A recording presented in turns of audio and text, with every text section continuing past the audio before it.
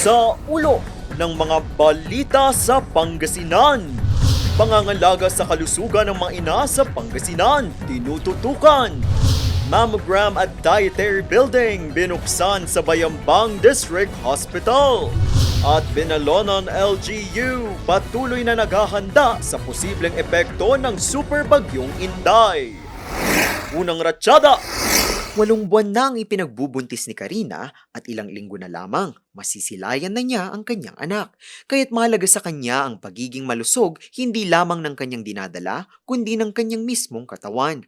Laking pasasalamat niya na ang mga serbisyo para sa kagaya niyang nagdadalang tao libre na sa mga pampublikong ospital sa Pangasinan. Mayroon po tayong PhilHealth Antenatal Care Package na nagkakaloob po ng libreng prenatal services, kabilang ang ultrasound para sa ating mga buntis na kababayan. Sa pamamagitan po nito, mas mapapalakas ang pangangalaga sa kalusugan at mas napapalapit ang serbisyong medikal sa bawat Pangasinense. Mas maganda po, mas makakatipid po kaming mga buntis kasi kung sa labas po kasi nasa 1.5 po kasi mga ultrasound, 1,000 po. Ngayon po libre, sayang na rin pambili ng gamit. Importante po talaga kasi mas marami po silang natutulungan. Hindi lang po ako. Mas marami pa pong buntis na matutulungan kasi libre na ako.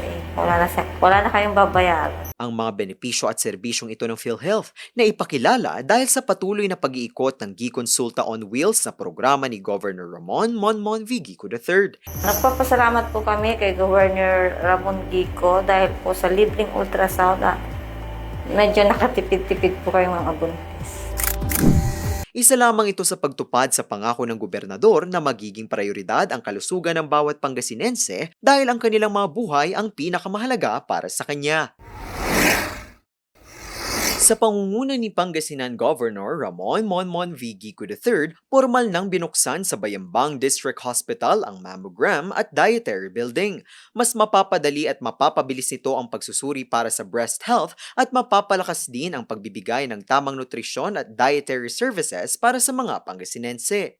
Bahagi ito ng patuloy na pagsisikap ng gobernador na palakasin ang mga serbisyong pangkalusugan, mag-upgrade ang mga kagamitan sa mga ospital at tiyaking maayos at makabago ang mga serbisyong matatanggap ng mga kababayan.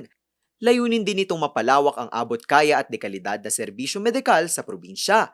Patunay ito ng pagtupad sa pangako ni Governor Gico III na mas malusog na Pangasinan, malusog na mga Pangasinense. Super Bagyong Inday. Yan ang itatawag sa super typhoon kapag pumasok ito sa Philippine Area of Responsibility. Sa laki ng bagyo, inaasahan ng malaking epekto nito kahit pa hindi maglandfall. Bilang paghahanda, nagsagawa ang MDRRMC Binalonan ng Pre-Disaster Risk Assessment. Layunin nitong masuri ang posibleng epekto ng super bagyo sa bayan, pagtalakay sa contingency plan at mga hakbang sa mabilis sa pagtugon sa mga emergency situations. Pagtitiyak din ito na magiging ligtas ang mga mamamayan.